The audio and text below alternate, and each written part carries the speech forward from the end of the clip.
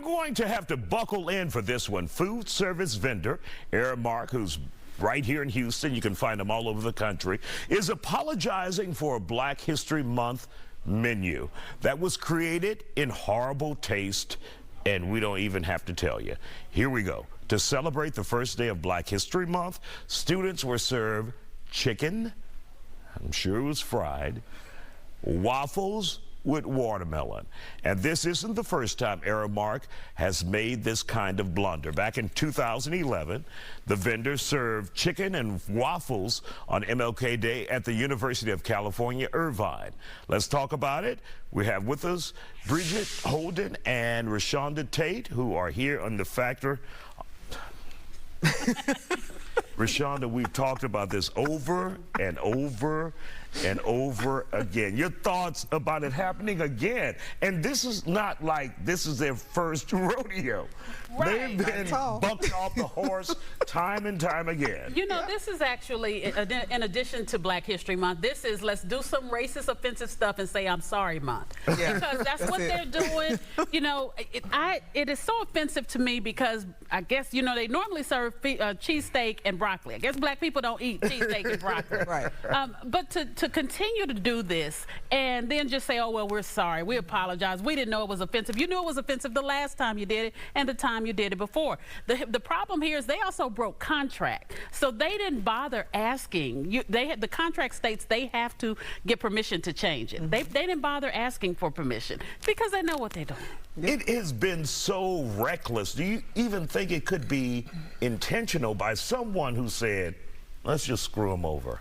Because how else are we talking about our Aramark? I mean, you know, they may subscribe to the whole bad publicity, no publicity is bad publicity, because you don't continue making the same mistake. They lost contracts last time they did this. So they know the penalty that comes with it, but they choose to do it anyway. And is it in part for both of you, because this is such a large company, almost a monopoly in this country? We know we have them here in Houston at HISD. They are one of the vendors there for a lunch program.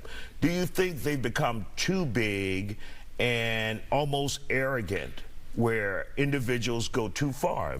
Either one of you can weigh in. I mean, absolutely, because you said 2011. Well, most recent was 2018. New York University cut ties with them because they served ribs, collard greens on the first day of Black History Month in 2018. Who are these people? And then I went on their Instagram page, and now they have like 2 Black people. So it's one, they're celebrating heart health. So it's a Black lady doing this, and then they have a podcast of another Black lady doing this. So it's like, what are you trying to do? You still haven't apologized, and they've been getting a slap on the hand. So of course they feel like they're arrogant because, like you said, they're a big, you know, company. And I have an even bigger problem also with the number of people that are coming on all of the discussion sites where they're talking about this and saying, you Black people are being too sensitive. You are so sensitive about this. I eat fried chicken, I eat watermelon. I've seen so many of those comments from people of other races, but they don't understand the longevity that we've been dealing with this, how long we've been dealing with this stereotype and this whole grow up hair. You guys are too sensitive over every little thing. Well, if this is what you're using to define us on a consistent basis, and we've told you this is a problem, and you continue to do it, then it's a problem. It's problematic. Absolutely. It's like we're not being heard. Over and over again, this has been offensive to us, and they're using it, the satire. When does it end? And who's being held accountable? And for you to hear people say you're being too sensitive in an era of Me Too, and if you damn near say anything about the LGBTQ community, you're dead in the water. Off with your Absolutely.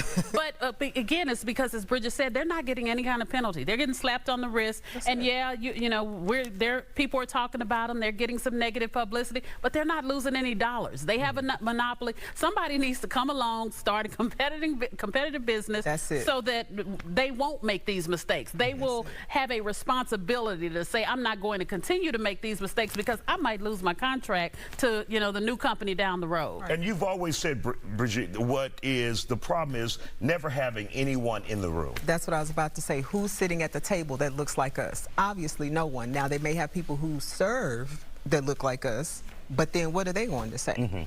So at the end of the day, they need to be held accountable. All right.